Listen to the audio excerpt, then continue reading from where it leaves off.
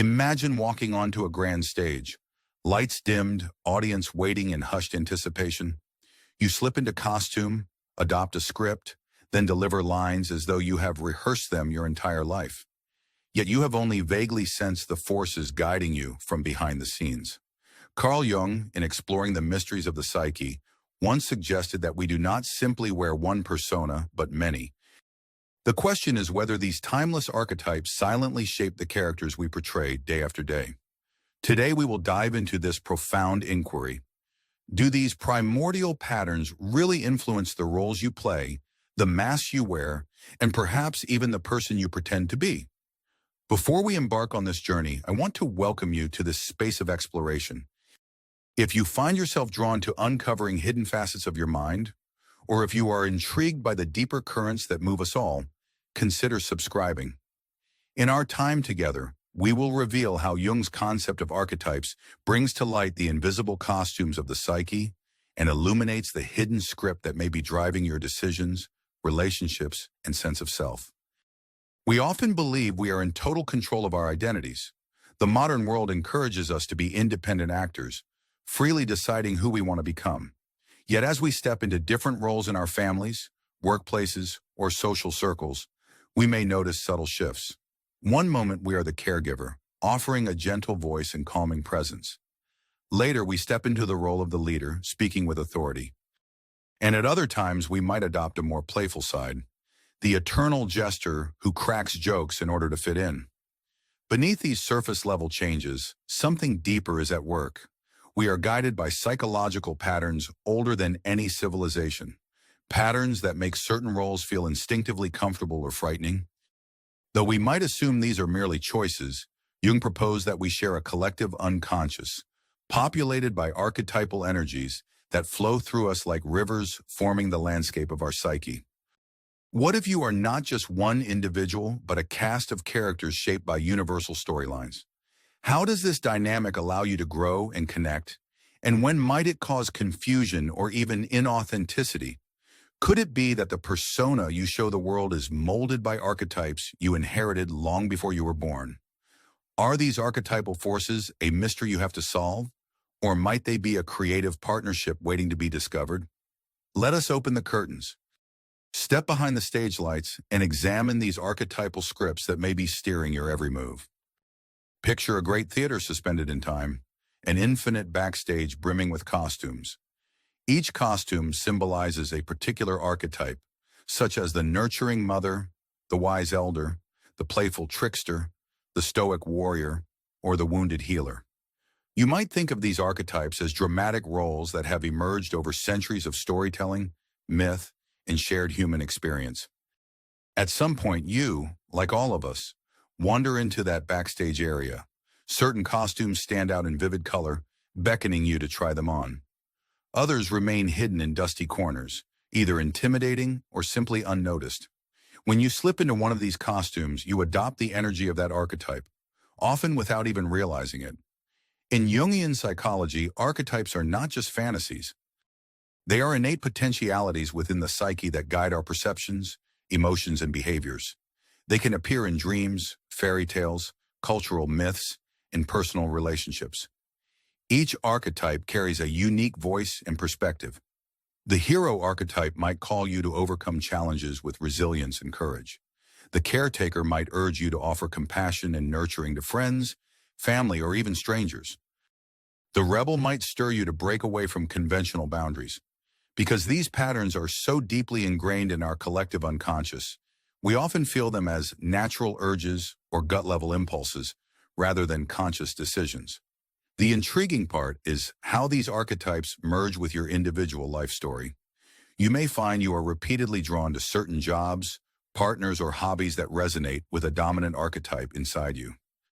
For instance, if the warrior archetype is strong in your psyche, you might gravitate toward competitive sports, high-intensity careers, or social causes that let you fight for justice.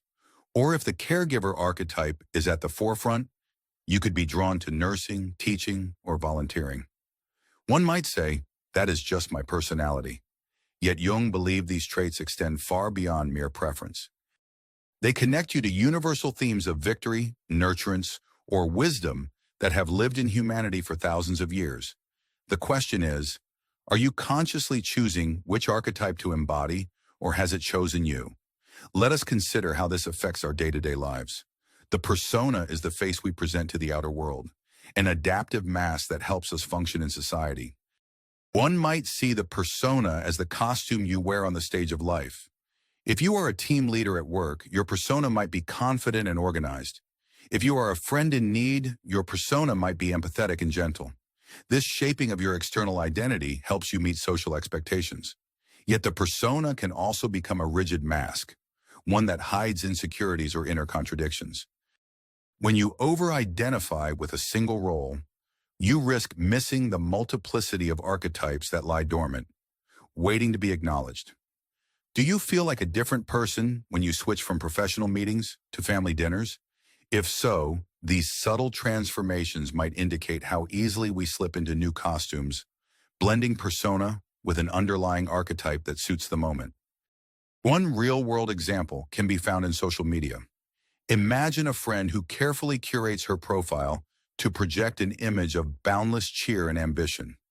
Every post is meticulously framed.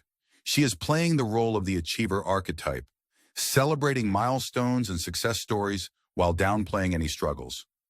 Over time, she begins to feel pressure to maintain this persona, even when she is exhausted or heartbroken. She might no longer recognize that other parts of her psyche need attention. The sensitive child longing for rest, the wise thinker who questions shallow success, or the rebel who longs to break free from the perfectionistic cycle. This disconnection can lead to a sense of inauthenticity or even burnout. Jung would encourage us to look deeper, to ask, which archetype is fueling this performance and which ones remain in the shadows? That brings us to the idea of the shadow. Jung described the shadow as the unconscious aspect of the personality that contains repressed or disowned qualities. But the shadow is more than just negativity. It is essentially the part of us that remains in darkness, hidden behind the curtain of consciousness. When an archetype or a certain quality is rejected by our conscious identity, it gathers in the shadow, waiting for an opportunity to emerge. If you pride yourself on being the perfect caregiver, you might push away feelings of anger or impulses of selfishness. These denied traits can develop a secret life in the shadow, sometimes erupting unexpectedly. You might lash out at someone you love or feel an inexplicable heaviness when you're alone. Another real-world scenario is the person who always plays the joker or clown at social gatherings. He is the one constantly making people laugh, deflecting any serious conversation with a witty remark. In this playful approach, you can sense the trickster archetype at work. Yet if he can never admit vulnerability or accept honest, emotional discussions, that might signify a buried side that yearns for genuine connection. Over time, that repressed yearning becomes part of the shadow. He may feel lonely behind the laughs. He might even convince himself that no one understands him, although he is the one who created the comedic barrier. These observations are not meant to criticize the roles we choose. Archetypes can be deeply enriching and can fill our lives with passion, purpose, and meaning. Think of them not as cages, but as streams of universal energy that can guide your growth. The trick lies in recognizing them so that you can decide how they operate in your life. Are you wearing the costume consciously, feeling into its strengths and values, or has it begun to wear you? Let us pause here for a moment. If you are finding resonance in these ideas, consider showing some support.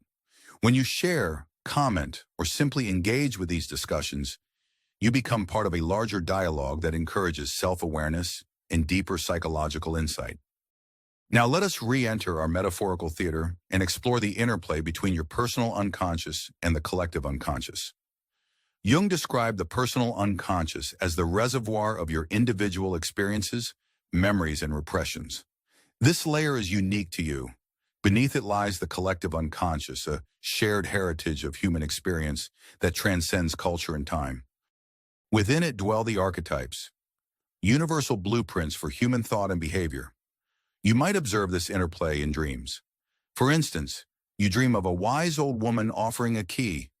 You may never have met her before, yet you sense she represents ancient knowledge or maternal understanding. Upon waking, you realize this dream persona resembles the archetype of the crone or wise elder. Her message feels significant, resonating beyond your personal biography. Or consider myths across cultures that feature divine mother figures, trickster animals, or heroic journeys. It is astonishing how these symbols appear worldwide, bearing striking similarities even among societies separated by oceans. Jung would say that these patterns reflect the universal presence of archetypes in the collective unconscious. A practical application of this idea is dream analysis or creative visualization. By noting recurring themes, figures, or emotions in your inner images, you can begin to see which archetypes are at play. Do you frequently encounter images of battles or obstacles? Are you often guiding others or rescuing them? If so, the hero or warrior archetype may be particularly potent for you. Do you see yourself in nurturing roles or offering wisdom from an elevated vantage point that could point to the archetype of the mother, the mentor, or the sage? This practice can give you clues about which costumes you tend to wear and what energies shape your everyday choices. Reflect for a moment. Which archetype do you feel most drawn to when things get tough? The caregiver, the warrior, the wanderer that seeks new horizons. Perhaps you are drawn to the artist or creator, fueling your imagination when life feels stagnant. Or maybe you sense a part of you that rebels against the status quo, a trickster who disrupts complacency. Let this reflection guide you without judgment. The goal is to recognize and honor these patterns, not to label them as good or bad. Another real-world example arises when couples or families navigate conflict. One partner might chronically take on the hero role, always stepping in to fix problems, while the other takes on the child role, feeling dependent or helpless. Over time, these patterns become ingrained. Understanding archetypes can break cycles of blame or resentment.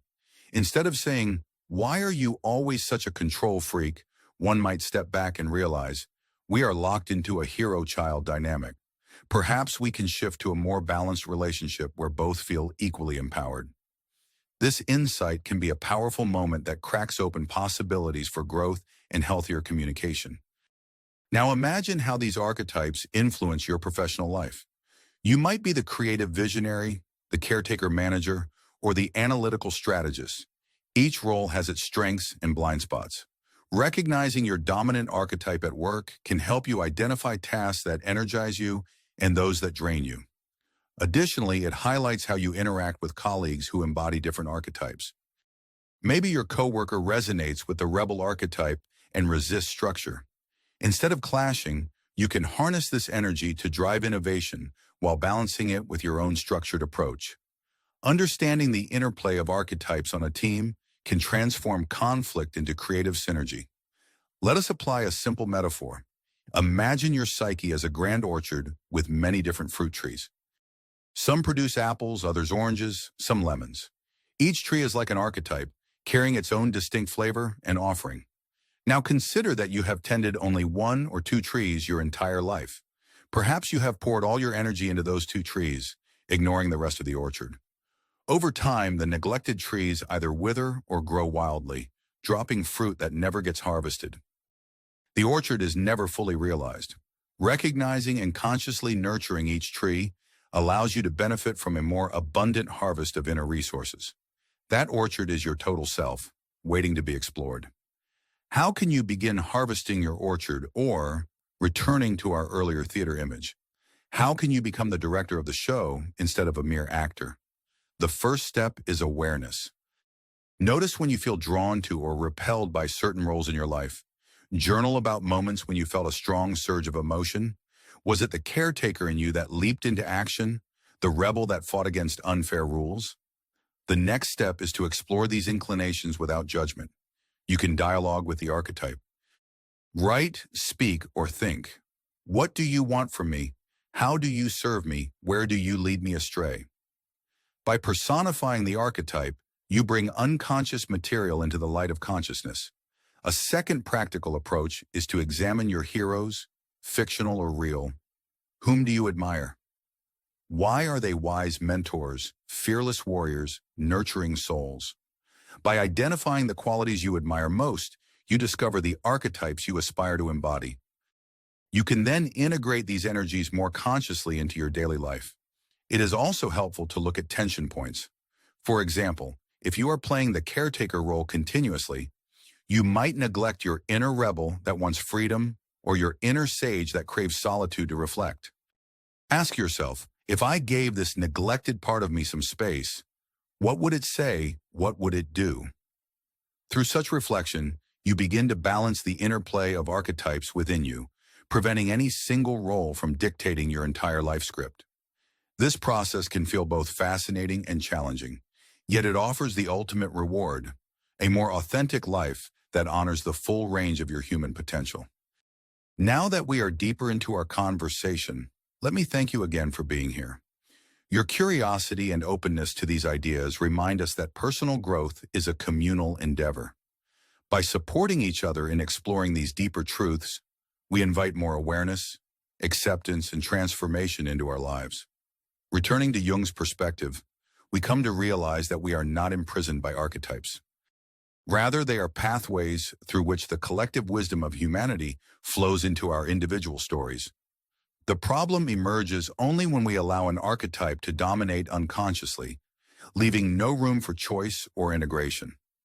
Think of it as the difference between being possessed by a role versus consciously inhabiting it. When you are possessed by an archetype, you believe it is the only reality. You might say, I am always the caretaker. I have no other option. But when you consciously inhabit it, you are able to say, I feel the caretaker stirring in me. Let me wear that costume for a while, but I remain aware that I can step out of it if needed. This subtle shift in perspective can transform your relationships, your creative pursuits, and your emotional well-being. One inspiring reflection point is to ask, which archetype have I never given a real chance to emerge in my life? Where have I limited myself because a certain role felt uncomfortable or unfamiliar? This question can spark an aha moment, revealing an entirely new domain of personal growth. Maybe you rarely express your inner warrior because you think conflict is bad, or you rarely allow the wise sage to emerge because you have convinced yourself you are too young or unprepared to offer guidance. Venturing beyond familiar roles can unlock latent gifts and diversify how you engage with the world. Another reflection point is to consider how these archetypes inform your sense of purpose. Do you feel called to heal, create, lead, or discover? When you align with an archetype that resonates with your core values, you may find that your work, relationships, and spiritual life gain new depth. This resonance can provide a sense of existential satisfaction, reminding you that you are part of a grand tapestry woven from the threads of countless human journeys. As we move toward the final stretch, let us gather the insights we have explored. We have examined how archetypes are universal patterns rooted in the collective unconscious, shaping our behavior in ways we often fail to recognize. We have looked at how the persona emerges as a social mask and how the shadow contains the parts of us we reject, which may include potential sources of creativity and vitality. We have also seen how dreams, myths, and personal heroes can guide us to the archetypes operating in our lives. Finally, we have touched upon practical ways to engage these energies consciously, from journaling and dream analysis to noticing tension points and exploring the archetypes we have avoided. If you are wondering how to apply these insights, start with a simple practice. Take a few minutes each day to reflect on a moment that felt charged or meaningful. Ask yourself which archetype or energy was present and how it influenced your choices. Record these observations. Over time, you will build a map of your inner cast. Another application is to experiment with new roles in a safe context. For example, if you typically see yourself as a follower, volunteer to lead a project at work or plan an event with friends. If you see yourself as primarily logical, try dabbling in an artistic hobby. Note the feelings that arise, whether excitement or discomfort. This process gradually expands your range of conscious archetypal expression. You might also seek a group of like-minded individuals who are open to these explorations.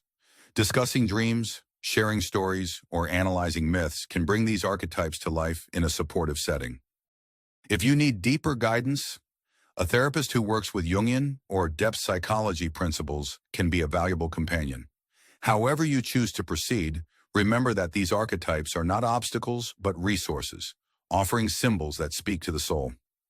Thank you for joining me on this journey. In truth, our modern world can make it easy to lose sight of the invisible threads that connect us to ancient wisdom. Yet every time we sense a role calling us from within, be it hero, healer, caregiver, rebel, trickster, we step into a cosmic play that has been unfolding for millennia.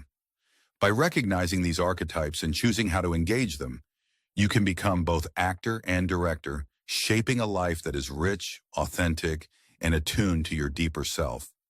As you carry these insights forward, take a moment to reflect on your next step.